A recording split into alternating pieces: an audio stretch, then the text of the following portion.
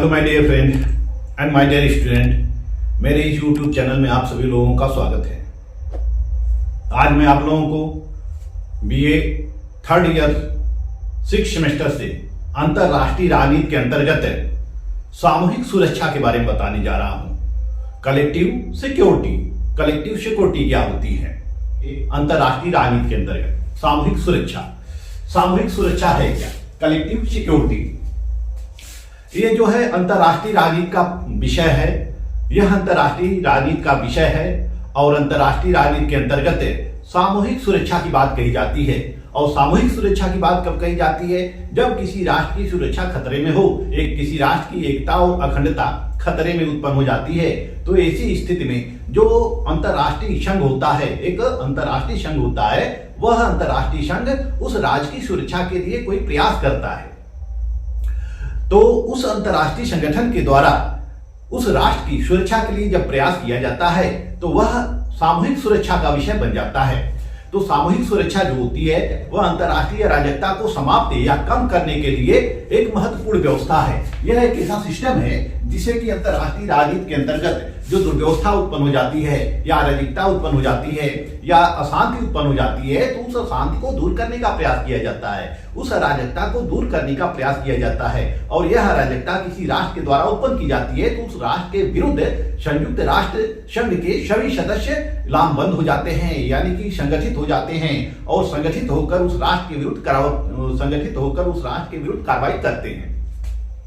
तो यह जो सामूहिक सुरक्षा होती है यह अंतरराष्ट्रीय संगठन के माध्यम से की जाती है। इसमें आक्रमणकारी एक पक्ष होता है और शेष पक्ष जो होता है अंतरराष्ट्रीय संगठन होता है। और सभी राज्यों की शांति के लिए, सुरक्षा के लिए प्रयास किया जाता है। जो दो राष्ट्रों के बीच युद्ध चलता है उस युद्धों को समाप्त करने का प्रयास किया जाता है। उसके लिए सामूहिक कार्रवाई या सामूहिक सुरक्षा की कार्रवाई की जाती है। तो इस तरह से अंतरराष्ट्रीय राजनीति के अंतर्गत सामूहिक सुरक्षा के माध्यम से विभिन्न राष्ट्रों की सुरक्षा की जाती है और आक्रमणकारी के विरुद्ध कार्रवाई की जाती है। और इस व्यवस्था के अंतर्गत जो राज्यों की संप्रभुता होती है वह अक्षुण्ण बनी रहती है। राज्यों की संप्रभुता जो होती है अक्षुण्ण बनी रहती है। वह अपने सदस्य राज्यों पर आक्रमण न करने की शपथ लेते हैं और आक्रमणकारी के विरुद्ध वह युद्ध के लिए हमेशा तैयार रहते हैं। आक्रमणकारी को रोकने के लिए, उसके ऊपर नियंत्रण लगाने के लिए, प्रतिबंध लगाने के लिए यह तैयार रहते हैं। और यह एक तरह से वचनबद्ध होते हैं कि किसी भी राष्ट्र के ऊपर किसी प्रकार का खतरा उत्पन्न होगा तो सभी राष्ट्र मिलकर उस राष्ट्र का साथ देंगे और आक्रमणकारी का सामना करेंगे। तो इस तरह से अंतरराष्ट्रीय राजनीति में राष्ट्रों को सुरक्षा प्रदान की जाती है। और राष्ट्रों को सुरक्षा प्रदान करने वाली इसी धारणा को हम सामूहिक सुरक्षा कहते हैं। विभिन्न राष्ट्रों को सामूहिक सुरक्षा प्रदान करने वाली इस धारणा को हम सामूहिक सुरक्षा कहते हैं। सामूहिक सुरक्षा जो होती है उस सामूहिक सुरक्षा के द्वारा युद्ध का प्रतिरोध किया जाता है या युद्धकारी राष्ट्र पर नियंत्रण स्थापित किया जाता है और सभी राष्ट्रों के मध्य शांति स्थापित करने का प्रयत्न किया जाता है। और ये जो सभी राष्ट्रों के मध्य जो शांति का प्रयास किया जाता है यह अंतरराष्ट्रीय संगठन के माध्यम से किया जाता है। चाहे वह 1920 में स्थापित लीग ऑफ नेशन हो या 1945 में स्थापित संयुक्त राष्ट्र संघ हो, यह विभिन्न संघों के माध्यम से समय समय पर किया जाता रहा है। जैसा कि जॉर्ज श्वार्ज़ेनेगर कहते हैं, जॉर्ज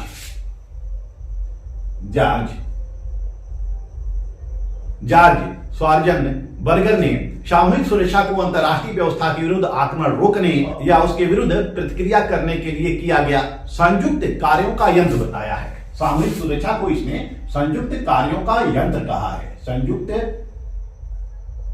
कार्यों का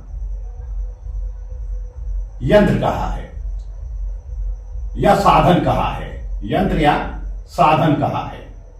यानी यह युद्धों को रोकने के लिए, सामूहिक सुरक्षा क्या है? युद्ध को रोकने के लिए किया गया एक संयुक्त प्रयास है या सामूहिक प्रयास है। सामूहिक प्रयास के द्वारा युद्ध को नियंत्रण किया जाता है। युद्ध की शुरुआत या युद्ध का प्रारंभ किसी एक विशेष राष्ट्र के द्वारा की जाती है और वह राष्ट्र अपने पड़ोसी राष्ट्र को या अन्य राष्ट्रों को हानि पहुंचाता है। ऐसे में जो उस राष्ट्र जो अंतरराष्ट्रीय संगठन का सदस्य होता है या अंतरराष्ट्रीय संगठन के सारे सदस्य मिलकर यह निर्णय लेते हैं या शपथ लेते हैं कि सभी लोग एक दूसरे के लिए एक दूसरे की रक्षा करेंगे, सभी लोग एक दूसरे की संप्रभुता का सम्मान करेंगे और किसी एक पर हमला होगा तो सारे राष्ट्र एकजुट होकर आक्रमणकारी पर हमला करेंगे या आक्रमणकारी के ऊपर नियंत्रण स्थापित करेंगे। इस तरह से जॉर्ज श्वार्ज़ेनेगर ने सामूहिक सुरक्षा को संयुक्त कार्यों का एक यंत्र या साधन कहा है। इसी तरह से मॉर्गनथाउ कहते हैं कि सामूहिक सुरक्षा की सक्रिय प्रणाली में सुरक्षा की समस्या व्यक्तिगत राष्ट्र की समस्या नहीं है, यानी कि जो व्यक्तिगत राष्ट्र होते हैं अब सुरक्षा की समस्या या सुरक्षा की चिंता उनका व्यक्तिगत विषय नहीं है। अब किसका विषय है? सामूहिक सुरक्षा का विषय है, यानी जो सदस्य राष्ट्र होते हैं जो संधि में सम्मिलित होते हैं उन सभी राष्ट्रों का यह प्रश्न है कि जो सदस्य राष्ट्र हैं उनकी रक्षा कैसे की जाए, उनकी सुरक्षा कैसे की जाए। जैसे कि कोई राष्ट्र जैसे कि दो राष्ट्र जब आपस में लड़ते हैं तो वह अपने हथियारों से लड़ते हैं, अपने स्वयं के हथियारों से लड़ते हैं, अपने स्वयं की राष्ट्रीय शक्ति से लड़ते हैं। उनके पास जितनी शक्ति होती है अपनी शक्ति से लड़ते हैं। जैसे हम देख सकते हैं कि वर्तमान में रूस और यूक्रेन की लड़ाई और इसी तरह से इजराइल और फिलिस्तीन की लड़ाई, तो इसमें दो राष्ट्र जो है आपस में अपने हथियारों से, अपने शक्ति से, अपने पावर से लड़ते हैं। लेकिन सामूहिक सुरक्षा के अंतर्गत अब राष्ट्रों की सुरक्षा उनका व्यक्तिगत विषय नहीं है। अब सुरक्षा का जो संबंध है वह सब राष्ट्रों से है। वे प्रत्येक की सामूहिक रूप से सुरक्षा करेंगे जैसे कि उनकी स्वयं की सुरक्षा खतरे में हो, यानी कि मॉर्गनथाउ का कहना है कि यह जो सामूहिक सुरक्षा है, सामूहिक सुरक्षा के अंतर्गत जो राष्ट्र होते हैं, विभिन्न राष्ट्र होते हैं, ABCDEF विभिन्न राष्ट्र होते हैं। यह जो है विभिन्न राष्ट्र हैं सामूहिक सुरक्षा के अंतर्गत है। और यह अब यदि कोई राष्ट्र जैसे कोई दूसरा राष्ट्र वाई इस पर आक्रमण कर देता है, किसी राष्ट्र के ऊपर आक्रमण कर देता है, बी के ऊपर आक्रमण कर देता है, तो यह बी का केवल दायित्व नहीं है युद्ध को रोकना, बी का दायित्व नहीं है कि अपनी सुरक्षा स्वयं करना, यह केवल बी का दायित्व नहीं है कि अपनी सुरक्षा स्वयं करना, बल्कि वह जिस संगठन में शामिल होता है उस संगठन के सभी सदस्यों का यह दायित्व बन जाता है कि वह बी की सुरक्षा करे और बी की सुरक्षा के लिए आक्रमणकारी के ऊपर वह विभिन्न प्रकार के नियंत्रण स्थापित करे और इनके नियंत्रणों से डरकर फिर यह जो आक्रमणकारी राष्ट्र होगा यह इस पर हमला नहीं करेगा, या हमला किया है तो युद्ध को रोक देगा। इस तरह से अंतरराष्ट्रीय राजनीति के अंतर्गत जो सामूहिक सुरक्षा है वह अब किसी एक राष्ट्र का प्रश्न नहीं है, एक राष्ट्र की समस्या नहीं है, वो सभी राष्ट्र की समस्या है। यदि कोई राष्ट्र इस बी के ऊपर आक्रमण करता है तो ऐसा समझा जाता है इन सदस्यों के द्वारा कि यह सब पर हमला है, और जब सब पर हमला है तो सारे राष्ट्र संगठित होकर इसके विरुद्ध सामूहिक कार्रवाई करते हैं। इसी को मॉर्गनथाउ कहता है कि एक सबके लिए और सब एक के लिए, एक सबके लिए, एक सबके लिए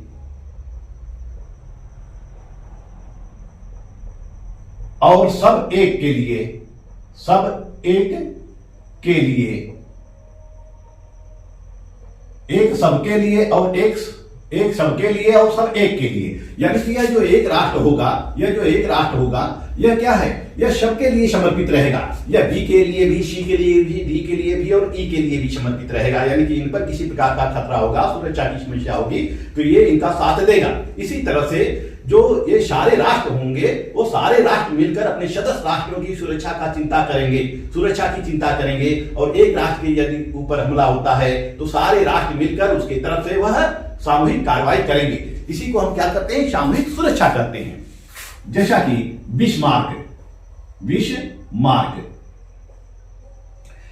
बिस्मार्क ने कहा था कि यदि तुम केवल इतना घोषित कर दो कि हर समय उस शक्ति को जो जानबूझकर यूरोप की शांति को भंग करेगी सामूहिक शत्रु के रूप में देखा जाएगा, हम इस घोषणा में सम्मिलित होंगे और इसका पालन करेंगे। यह मार्ग यदि इसकी दूसरी शक्तियां समर्थन करे तो यूरोप शांति के लिए निश्चित गारंटी बनेगा। तो इस तरह से बिस्मार्क कहता है इस तरह से बिस्मार्क करता है कि कोई एक शक्ति है जो जानबूझकर यूरोप की शांति को भंग करता है, तो यूरोप के सारे राष्ट्र मिलकर यह घोषित कर दें कि यह आक्रमणकारी है और यूरोप के सारे राष्ट्र एकजुट हो जाएं, संगठित हो जाएं, तो यह सुरक्षा की गारंटी है, यह शांति की गारंटी है कि जब सारे राष्ट्र एकजुट हो जाएंगे तो आक्रमणकारी राष्ट्र पीछे हट जाएगा और आक्रमणकारी राष्ट्र शांत हो जाएगा। इस तरह सामूहिक सुरक्षा के अंतर्गत एक राष्ट्र के ऊपर नियंत्रण किया जाता है। जो राष्ट्र शांति, अंतर्राष्ट्रीय शांति को भंग करता है, जो राष्ट्र अन्य राष्ट्रों की शांति को भंग करता है, सुरक्षा को खतरे में डालता है या विश्व व्यवस्था के अंतर्गत अराजकता को उत्पन्न करता है, तो उस राष्ट्र के विरुद्ध सामूहिक कार्रवाई को ही हम सामूहिक सुरक्षा कहते हैं। तो इस तरह से हम देखते हैं कि सामूहिक सुरक्षा के अंतर्गत कई बातें शामिल होती हैं। पहली बात यह होती है कि किसी एक राज्य पर किया गया हमला सभी राज्यों पर हमला होता है। यदि कोई राष्ट्र एक राज्य पर हमला करता है तो यह माना जाता है कि यह सभी राज्यों पर हमला है। दूसरी बात यह होती है कि किसी राष्ट्र की सुरक्षा की चिंता अब पूरा अंतर्राष्ट्रीय समुदाय करता है, यानी बी की सुरक्षा अब कौन करेगा? पूरा अंतर्राष्ट्रीय समुदाय करता है। जितने लोग उस अंतर्राष्ट्रीय समुदाय में शामिल हैं, सभी लोग उस अंतर्राष्ट्रीय समुदाय के अंतर्गत बी की सुरक्षा का वादा करेंगे, गारंटी देंगे। यानी कि अब किसी एक राष्ट्र की सुरक्षा की चिंता उसका स्वयं का व्यक्तिगत मामला नहीं है, उसका स्वयं का मामला नहीं है। अब यह सभी अंतर्राष्ट्रीय समुदाय का मामला बन जाता है। तीसरी बात यह होती है कि यदि कोई राष्ट्र किसी दूसरे राष्ट्र को खतरा उत्पन्न करता है तो पीड़ित राष्ट्र की तरफ से सभी लोग उसके विरुद्ध युद्ध करने के लिए तैयार हो जाते हैं या कार्रवाई करने के लिए तैयार हो जाते हैं। यानी कि यदि कोई राष्ट्र किसी दूसरे राष्ट्र को खतरा उत्पन्न करता है तो पीड़ित राष्ट्र की तरफ से सारे लोग संगठित हो जाते हैं और उसके तरफ से कार्रवाई करने लगते हैं।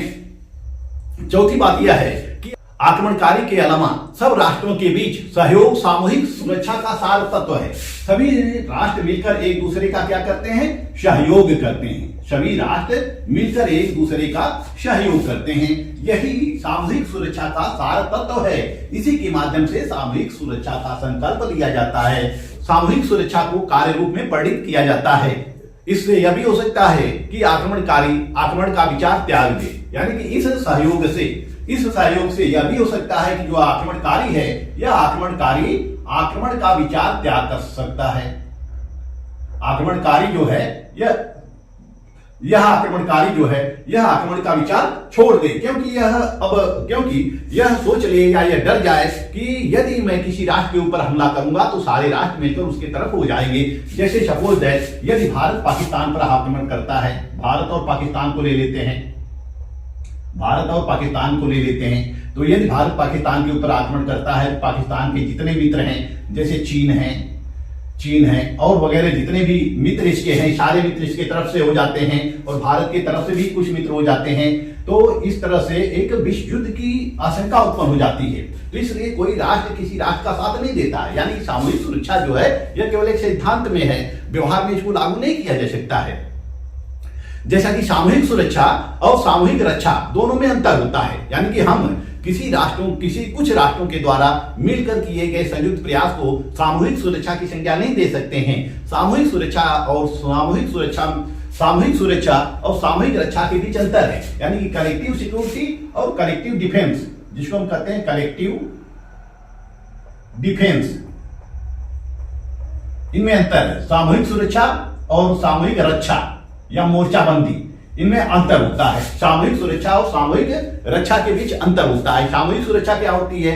यह सामूहिक सुरक्षा के अंतर्गत सभी राष्ट्रों का कर्तव्य होता है कि वह संधि में शामिल हो और संधि के द्वारा सामूहिक सुरक्षा की कार्रवाई करें। यानी कि सामूहिक सुरक्षा के अंतर्गत एक ऐसा अंतर्राष्ट्रीय संगठन होता है और उस अंतर्राष्ट्रीय संगठन में सारे राष्ट्र सम्मिलित होते हैं या कुछ राष्ट्र या अधिक राष्ट्र सम्मिलित होते हैं और सम्मिलित होकर वो सामूहिक सुरक्षा की कार्रवाई में भाग लेते हैं।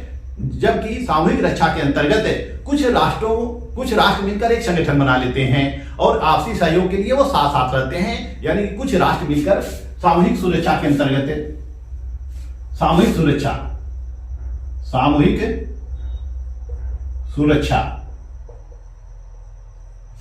और सामूहिक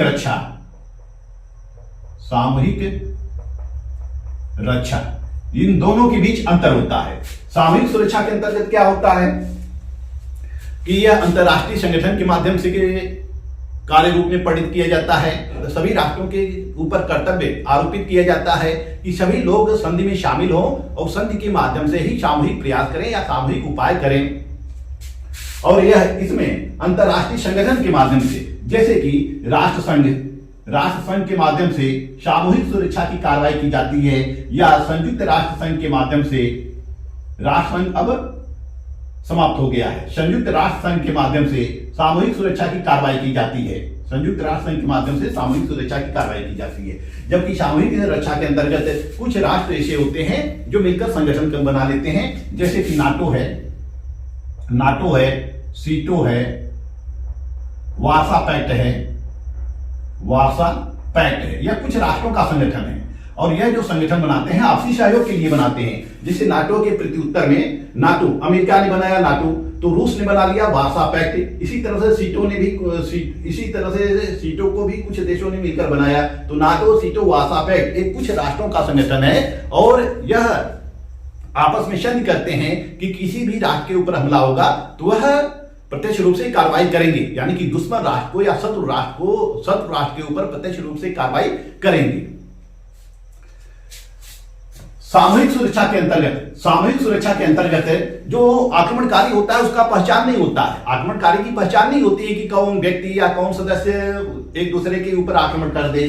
जैसे कि ये सारे सदस्य हैं, इसी तरह से सारे सदस्य विभिन्न सदस्य हैं, ये सारे सदस्य अंतर्राष्ट्रीय संगठन के सदस्य हैं। लेकिन इसमें से कोई भी सदस्य ऐसा होता है जो किसी दूसरे के ऊपर आक्रमण कर सकता है, अपने स्वार्थों के लिए, अपने राष्ट्रीय हित के लिए, अपने निजी स्वार्थों के कारण वह किसी दूसरे राष्ट्र के ऊपर आक्रमण कर सकता है। तो सामूहिक सुरक्षा के अंतर्गत यह संकल्प पारित किया जाता है कि एक सबके लिए और सब एक के लिए, यानी कि वह चाहे शत्रु हो चाहे मित्र हो, यदि वह अंतर्राष्ट्रीय शांति को खतरा उत्पन्न करता है, किसी राष्ट्र के ऊपर आक्रमण करता है तो उसके विरुद्ध सामूहिक कार्रवाई की जाएगी। इस तरह से हम सामूहिक सुरक्षा के अंतर्गत दे सकते हैं कि शत्रु राष्ट्र की पहचान नहीं होती है, लेकिन सामूहिक रक्षा के अंतर्गत शत्रु राष्ट्र की पहचान निश्चित हो जाती है। जैसे कि अमेरिका का शत्रु होता है रूस, सोवियत संघ रूस होता है, सोवियत संघ रूस का शत्रु होता है अमेरिका। तो दोनों अपने अपने देश, अपने अपने मित्र देशों को मिलाकर अपना संगठन तैयार कर लेते हैं। सामूहिक सुरक्षा के अंतर्गत जो सैन्य कार्रवाई होती है वह पहले से नहीं की जाती है। सैन्य कार्रवाई पहले से नहीं की जाती है, या सैनिक कार्रवाई की तैयारी पहले से नहीं की जाती है। क्यों नहीं की जाती है? क्योंकि इसको पता नहीं होता है कि संकट कब उत्पन्न होता है। क्योंकि इसको पता नहीं होता है, इस अंतर्राष्ट्रीय संगठन को ज्ञात नहीं होता है कि कब खतरा उत्पन्न हो जाए, कब अराजकता उत्पन्न हो जाए, कब एक राष्ट्र किसी दूसरे राष्ट्र के ऊपर आक्रमण कर दे। तो इस सामूहिक सुरक्षा के अंतर्गत पहले से कोई सैनिक तैयारी नहीं होती है। जबकि सामूहिक रक्षा के अंतर्गत पहले से ही नाटो, सीटो, सेंटो और वार्सा पैक्ट के सारे जो संगठन होते हैं तैयारी करते रहते हैं या अभ्यास करते रहते हैं कि जैसे ही कोई राष्ट्र आक्रमण करेगा वो उसका जवाब देंगे। और जो अंतिम बात है, यह जो सामूहिक सुरक्षा के अंतर्गत है गुटबंदी का विरोध किया जाता है, किसी सैन्य संगठन का विरोध किया जाता है। लेकिन सामूहिक रक्षा जो होती है वह गुटबंदी ही होती है, वह सैन्य मोर्चाबंदी ही होती है। इस तरह से हम देखते हैं कि सामूहिक सुरक्षा और सामूहिक रक्षा में काफी अंतर देखने को मिलता है। हम सामूहिक सुरक्षा को सामूहिक रक्षा की संज्ञा नहीं दे सकते हैं और सामूहिक रक्षा को हम सामूहिक सुरक्षा की संज्ञा नहीं दे सकते हैं। तो इस तरह से हम देखते हैं कि जो सामूहिक सुरक्षा होती है वह अंतर्राष्ट्रीय संगठन के माध्यम से किया जाता है। और अंतर्राष्ट्रीय संगठन में जितने सदस्य राष्ट्र होते हैं सब एक दूसरे को वचन देते हैं कि वो सामूहिक कार्रवाई में भाग लेंगे। किसी एक राष्ट्र के ऊपर हमला होगा या एक राष्ट्र की सुरक्षा खतरे में होगी, एक राष्ट्र के ऊपर संकट होगा, एक राष्ट्र के ऊपर संकट उत्पन्न होगा तो सारे राष्ट्र मिलकर उस राष्ट्र का साथ देंगे। लेकिन यह सब क्या किया जाता है? संस्थागत रूप से किया जाता है, वैधानिक रूप से किया जाता है, अंतर्राष्ट्रीय संगठन के माध्यम से किया जाता है। जैसे कि 1914 से लेके 1914 में प्रथम विश्व युद्ध छिड़ जाता है, यह 1918 तक चलता रहता है। फिर 1920 में गठन होता है, 1919 से लीग ऑफ नेशन की कार्रवाई शुरू होती है और अंतिम रूप से 1920 तक यह संगठन बनकर तैयार हो जाता है, लीग ऑफ नेशन। इसका भी यह उद्देश्य होता है कि अंतर्राष्ट्रीय शांति का प्रयास किया जाएगा, सामूहिक सुरक्षा का प्रयास किया जाएगा।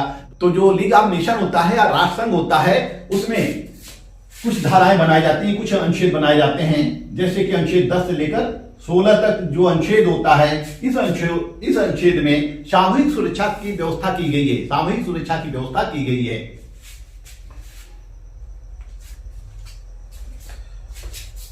तो राष्ट्रसंघ के अंतर्गत कुछ प्रावधान किए गए। अनुच्छेद या धारा 10 से लेकर 16 तक कुछ विशेष प्रावधान किए जाते हैं। किसके लिए प्रावधान किए जाते हैं? अंतरराष्ट्रीय शांति के लिए, अंतरराष्ट्रीय शांति के लिए उपबंध किए जाते हैं, अराजकता को समाप्त करने के लिए उपबंध किए जाते हैं, विभिन्न प्रकार के अंतरराष्ट्रीय विवादों का शांतिपूर्ण समाधान के लिए प्रयास किए जाते हैं। तो अनुच्छेद 10 से लेके 16 तक सामूहिक सुरक्षा के प्रावधानों का उपबंध किया गया। जैसा कि अनुच्छेद 10 में कहा गया या धारा 10 में कहा गया, अनुच्छेद 10 में कहा गया, धारा 10 में कहा गया है कि सभी सदस्यों को प्रादेशिक एकता एवं राजनीतिक स्वतंत्रता के सम्मान के खतरे की स्थिति में परिषद आवश्यक कार्रवाई हेतु कदम उठा सकती है। जो राष्ट्र संघ की परिषद होती है वो सभी राष्ट्रों के सुरक्षा के लिए आवश्यक कार्रवाई कर सकती है, आवश्यक कदम उठा सकती है। इसी तरह से अनुच्छेद 11 में कहा जाता है, राष्ट्र संघ के अनुच्छेद 11 में यह कहा गया है कि कोई भी युद्ध या युद्ध की धमकी उससे संघ का कोई भी सदस्य प्रभावित हो या न हो, संपूर्ण राष्ट्र संघ की चिंता का विषय है। यह संपूर्ण राष्ट्र संघ के चिंता का विषय है और राष्ट्र संघ अंतरराष्ट्रीय शांति को सुरक्षित रखने के लिए जो भी आवश्यक कार्रवाई समझेगा वह करने के लिए तैयार होगा। यानी कि सामूहिक सुरक्षा का प्रश्न, सामूहिक सुरक्षा का विषय किसका है? यह राष्ट्र संघ का था और राष्ट्र संघ जो भी आवश्यक कार्रवाई समझेगा वह करने के लिए तैयार होगा। इसी तरह से अनुच्छेद 12 में या धारा 12 में यह कहा गया है कि प्रत्येक विवादों को न्यायिक प्रक्रिया द्वारा हल करने का प्रयास किया जाएगा। अनुच्छेद 12 में कहा गया है कि प्रत्येक विवादों को न्यायिक प्रक्रिया के द्वारा हल करने का प्रयास किया जाएगा, लेकिन यदि न्यायिक निर्णय हो जाता है तो न्यायिक निर्णय होने के 3 माह तक किसी भी प्रकार का युद्ध नहीं किया जाएगा। यानी कि किसी भी राष्ट्र को किसी भी प्रकार का युद्ध करने का अधिकार नहीं होगा। इसी तरह से अनुच्छेद 13, 14 और 15 में विभिन्न प्रकार के विवादों का शांतिपूर्ण निपटान के बारे में प्रावधान किया गया है। विभिन्न प्रकार के विवादों का, अंतरराष्ट्रीय विवादों का शांतिपूर्ण समाधान करने का प्रयास किया गया है। और अनुच्छेद 16 में यह कहा गया है, अनुच्छेद 16 में यह कहा गया है कि जब अन्य तरीकों से समस्या का समाधान नहीं हो पाएगा तब परिषद सामूहिक सुरक्षा हेतु उपयुक्त कदम उठा सकती है। यानी कि अनुच्छेद 16 के अंतर्गत सैन्य कार्रवाई का वर्णन किया गया है। यानी कि सुरक्षा परिषद को यदि आभास हो जाए कि किसी भी तरीकों से शांति की स्थापना नहीं हो सकती है, किसी भी तरीके से युद्धरत राष्ट्र जो होता है, आक्रमणकारी राष्ट्र होता है, वह मान नहीं सकता है, ऐसी स्थिति में वह सैन्य कार्रवाई का कदम उठा सकती है।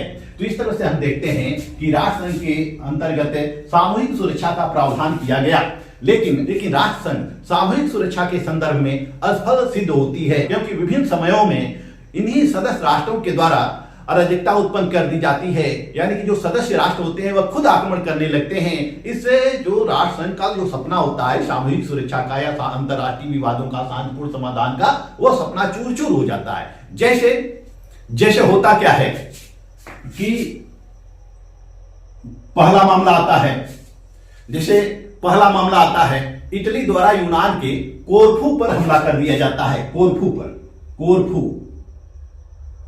कोरफू पर हमला कर दिया जाता है। यह होता है 1923 में कोरफू पर हमला कर दिया जाता है। कौन करता है हमला? इटली के द्वारा किया जाता है। लेकिन जो राष्ट्र संघ होता है वो कोई कार्रवाई नहीं कर पाता है, क्योंकि इटली भी इसका सदस्य होता है। इटली यूनान के कोरफू टापू पर बमबारी करता है और इटली के विरुद्ध कोई कार्रवाई नहीं की जाती है। इसी तरह से दूसरा मामला होता है मंचूरिया पर आक्रमण। मंचूरिया पर आक्रमण 1931 में जापान ने मंचूरिया पर आक्रमण कर दिया। जापान मंचूरिया पर आक्रमण कर देता है 1931 में, और फिर जब मंचूरिया पर आक्रमण कर देता है तो जापान के विरुद्ध भी कोई कार्रवाई नहीं की जाती है। इसी तरह से इटली द्वारा तीसरा मामला आता है अबिसीनिया।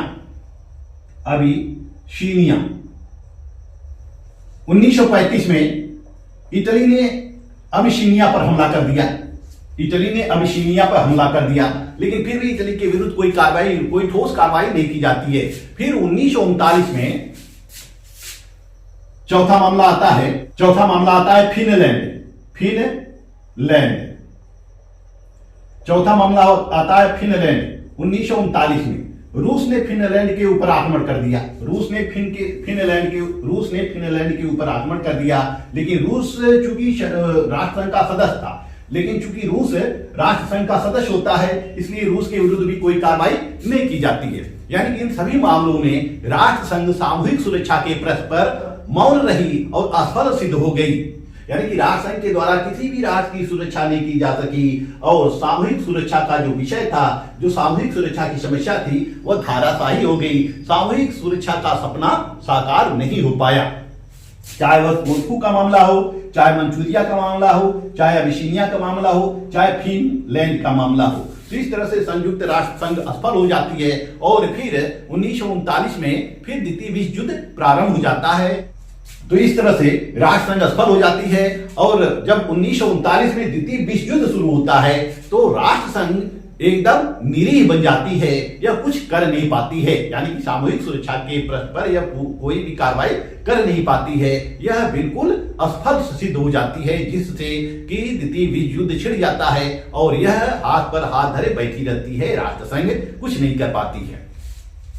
अब हम देखते हैं कि संयुक्त राष्ट्र संघ, यानी कि राष्ट्र संघ तो असफल हो जाती है। 1920 में राष्ट्र संघ का गठन होता है और फिर 1946 में इसको समाप्त कर दिया जाता है। वैधानिक रूप से राष्ट्र संघ को 1946 में समाप्त कर दिया जाता है और राष्ट्र संघ की जगह अब जन्म ले लेती है कौन? संयुक्त राष्ट्र संघ।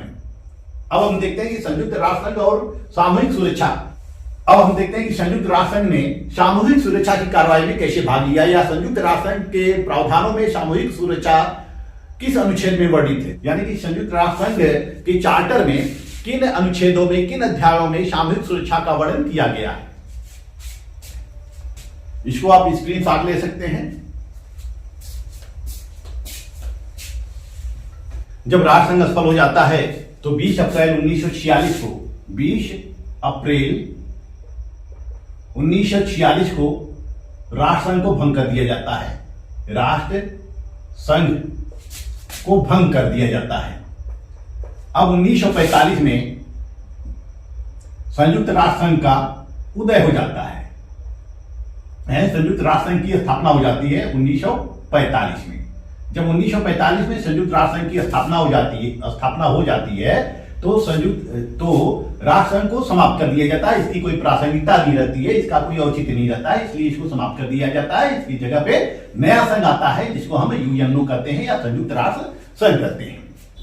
तो जो संयुक्त राष्ट्र संघ का जो संविधान बना, उस संविधान में करीब 111 अनुच्छेद रखे गए, 111 अनुच्छेद रखे गए और 19 चैप्टर रखे गए। 19 चैप्टर्स में यह 111 अनुच्छेद रखे गए हैं। तो जो सामूहिक सुरक्षा का उपबंध है, सामूहिक सुरक्षा का जो उपबंध है, वह अनुच्छेद 39 से लेकर 51 तक रखा गया है। चैप्टर 7 में रखा गया है, चैप्टर 7 में रखा गया है। यानी कि अध्याय 7 में 39 से लेकर 51 तक सामूहिक सुरक्षा का उपबंध किया गया है। और जो अंतरराष्ट्रीय शांति है, जो अंतरराष्ट्रीय व्यवस्था है, उसकी जिम्मेदारी किसको दी गई है? सुरक्षा परिषद को दी गई है। सुरक्षा परिषद को दी गई है। इस उपबंध के तहत सुरक्षा परिषद को मजबूत बनाया गया है। सुरक्षा परिषद को सारी जिम्मेदारी दे दी गई है। संयुक्त राष्ट्र संघ के चार्टर के अंतर्गत अनुच्छेद 39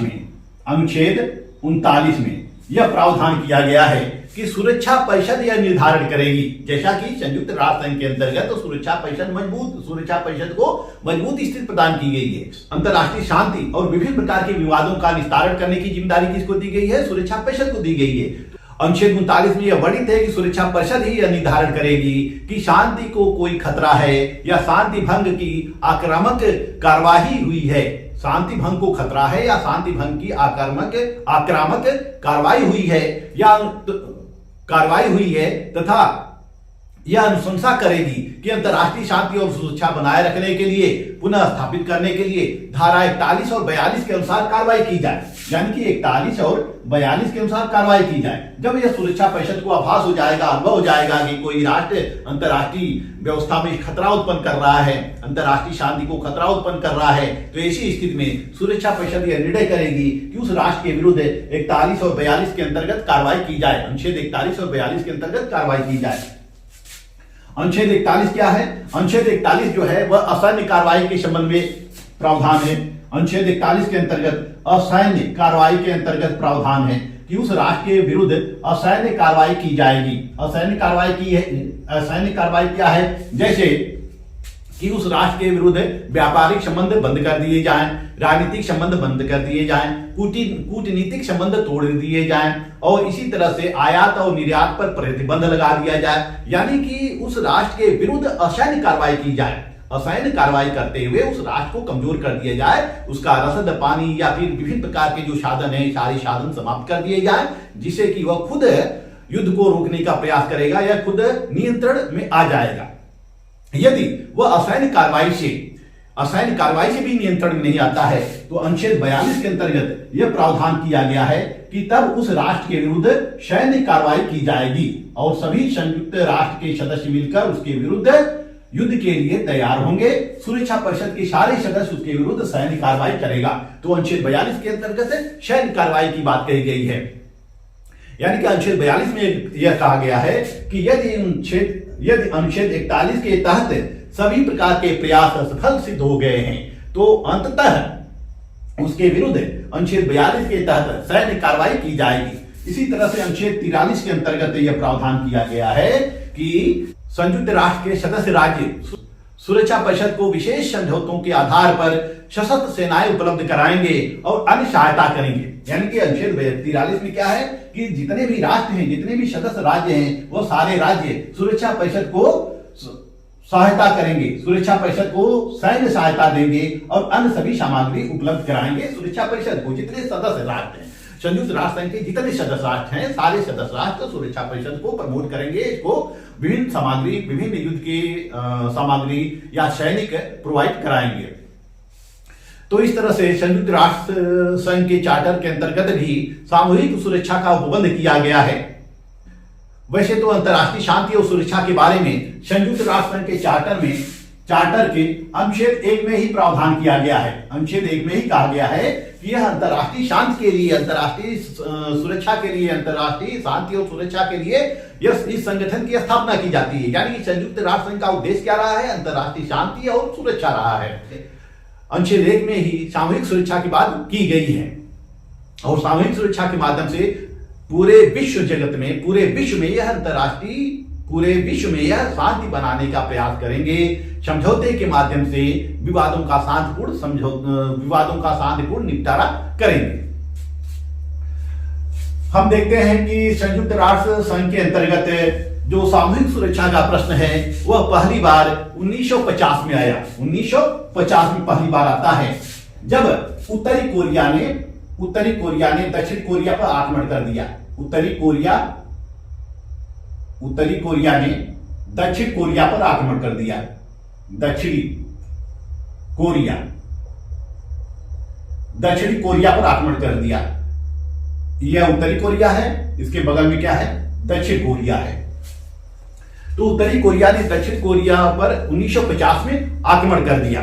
तो संयुक्त राष्ट्र संघ के अंतर्गत जो सुरक्षा परिषद है उसने सर्वसम्मति से यह निर्णय लिया कि उत्तरी कोरिया के हमले से विश्व शांति भंग हुई है। उत्तरी कोरिया के हमले से विश्व शांति भंग हुई है और उन्होंने उत्तरी कोरिया को युद्ध से पीछे हटने को कहा, युद्ध बंद करने के लिए कहा। लेकिन उत्तरी कोरिया फिर संयुक्त राष्ट्र संघ या सुरक्षा परिषद की बात नहीं मानी और वह युद्ध जारी रखा। जब उत्तरी कोरिया ने सुरक्षा परिषद की बात नहीं मानी, सुरक्षा परिषद के कथन की अवहेलना की, तो सुरक्षा परिषद ने सैन्य कार्रवाई का निश्चय किया। उत्तरी कोरिया के ऊपर सैन्य कार्रवाई का निश्चय किया। तो 25 जून 1950 को सुरक्षा परिषद की बैठक होती है। सुरक्षा परिषद की बैठक होती है, सिक्योरिटी काउंसिल की बैठक होती है, सुरक्षा परिषद की बैठक होती है 25 जून 1950 को, और इसमें वोटिंग की जाती है कि उत्तरी कोरिया के विरुद्ध हमला किया जाए या न किया जाए। तो युद्ध करने के लिए या उत्तरी कोरिया के विरुद्ध 9 प्रस्ताव इसके पक्ष में पड़ते हैं कि उत्तरी कोरिया के विरुद्ध हमला की जाए, सैन्य कार्रवाई की जाए, उत्तरी कोरिया के विरुद्ध सैन्य कार्रवाई की जाए। इसके पक्ष में 9 प्रस्ताव पड़ते हैं और इसमें यूगोस्लाविया जो होता है वो वोट नहीं देता है और रूस सुरक्षा परिषद की बैठक में शामिल ही नहीं हो पाया। और इस सैन्य कार्रवाई में 60 सदस्य देशों में से केवल 16 सदस्य देशों ने ही सुरक्षा परिषद को अपनी सेनाएं भेजी।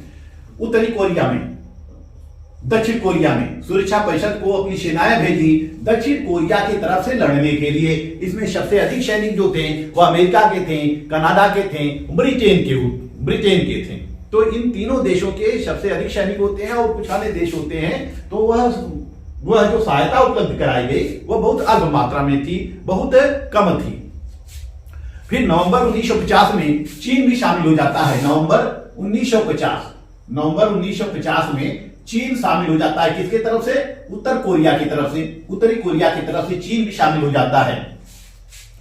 तो जब चीन शामिल हो जाता है तो मामला और गंभीर हो जाता है, चीन उत्तरी कोरिया की तरफ से लड़ने के लिए मैदान में उतर जाता है, फिर मामला और गंभीर हो जाता है। तो इस तरह से हम देखते हैं कि पहला प्रयास जो किया गया था संयुक्त राष्ट्र संघ के तत्वावधान में सुरक्षा परिषद के द्वारा 1950 में उत्तरी कोरिया के विरुद्ध किया गया था। दक्षिण कोरिया की तरफ से यह सुरक्षा परिषद के सभी सदस्य जो होते हैं वह दक्षिण कोरिया के विभिन्न जो देश होते हैं वह सुरक्षा परिषद के आग्रह पर अपनी सेनाएं भेजते हैं संयुक्त राष्ट्र को, और दक्षिण कोरिया की तरफ से वह उत्तरी कोरिया के विरुद्ध लड़ाई करते हैं। दूसरा मामला आता है स्वेज संकट के समय 1956 में स्वेज नहर संकट। यह स्वेज नहर जो है मिस्र में है। मिस्र ने स्वेज नहर का क्या किया? राष्ट्रीयकरण कर दिया। मिस्र ने स्वेज नहर का राष्ट्रीयकरण कर दिया, और जब स्वेज नहर का मिस्र ने राष्ट्रीयकरण कर दिया तो मिस्र के विरुद्ध हो जाते हैं इजराइल, फ्रांस और ब्रिटेन। यह मिस्र के विरुद्ध हो जाते हैं, इजराइल, फ्रांस और ब्रिटेन यह विरुद्ध हो जाते हैं और यह मिस्र पर आक्रमण कर देते हैं। लड़ाई शुरू हो जाती है। फिर जो संयुक्त राष्ट्र संघ का जो अंग है महासभा, वह आपातकालीन बैठक बुलाती है। उस बैठक में यह निर्णय लेती है कि इस युद्ध को तत्काल समाप्त किया जाए, और महासभा बहुमत से प्रस्ताव पारित कर देती है और इजराइल, ब्रिटेन और फ्रांस यह स्वीकार कर लेते हैं और वह युद्ध से पीछे हट जाते हैं, अपनी सेनाएं वापस कर लेते हैं। तो इस तरह से दूसरा मामला हम देखते हैं 1956 में स्वेज संकट के समय देखते हैं। तीसरा मामला हम देखते हैं 1990 में खाड़ी संकट, जिसको कहते हैं खाड़ी संकट।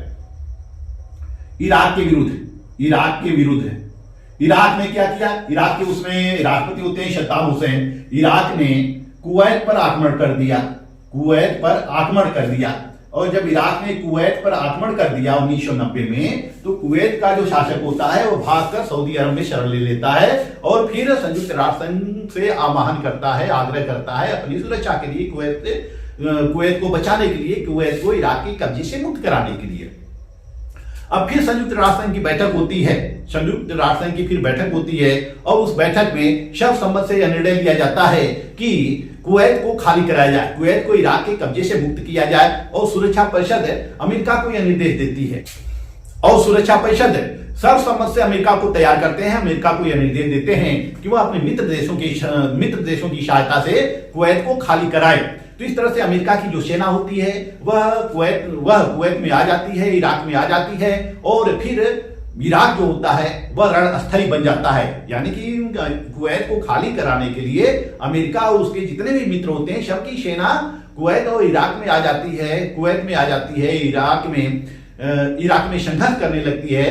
तो इस तरह से इराक जो होता है वह रणस्थली बन जाता है। तो इस तरह से हम देखते हैं कि संयुक्त राष्ट्र संघ के द्वारा समय समय पर सामूहिक सुरक्षा का प्रयत्न किया गया था।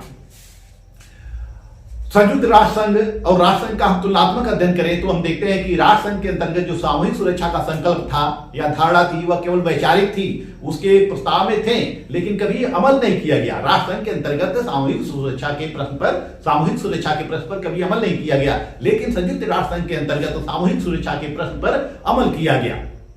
यानी संयुक्त राष्ट्र संघ के अंतर्गत सामूहिक सुरक्षा को व्यवहारिक रूप प्रदान किया गया। परंतु सामूहिक सुरक्षा के संदर्भ में विभिन्न देश भी अभी तटस्थ प्रतीत होते हैं, परंतु सामूहिक सुरक्षा के संदर्भ में विभिन्न देश तटस्थ शामिल होते हैं। जैसा कि 60 देशों में केवल 16 देश सैनिक भेजते हैं। तो जब किसी दो देशों के बीच लड़ाई होती है तो कोई भी किसी भी देश में शामिल नहीं होना चाहता है। जब ऐसा ग्रुप होता है तो उस ग्रुप को हम क्या कहते हैं, गुटनिरपेक्ष आंदोलन कहते हैं। गुटनिरपेक्ष यानी कुछ राष्ट्र गुटनिरपेक्ष होते हैं जो किसी भी गुट में शामिल नहीं होना चाहते हैं। जैसे कि रूस और यूक्रेन की लड़ाई देख सकते हैं, न तो कोई राष्ट्र यूक्रेन की तरफ जा रहा है न तो रूस की तरफ जा रहा है। इसी तरह से इजराइल और फिलिस्तीन की लड़ाई देख सकते हैं। समय समय पर विभिन्न देशों के बीच लड़ाइयां हुई हैं, लेकिन विभिन्न जो देश हैं, जो मित्र राष्ट्र हैं, वह किसी एक दूसरे की सहायता करने के लिए तैयार नहीं होते, क्योंकि सारे राष्ट्र अपना राष्ट्रीय हित देखते हैं, अपना स्वयं का हित देखते हैं। वह किसी राष्ट्र की खातिर किसी दूसरे राष्ट्र से दुश्मनी मोल लेना नहीं चाहते हैं। तो इसीलिए वाल्टर लिपमैन कहते हैं, वाल्टर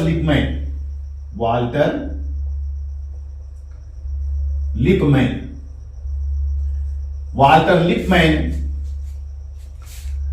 इसीलिए वाल्टर लिपमैन ने सामूहिक सुरक्षा की अवधारणा को एक अव्यवहारिक धारणा बताया है।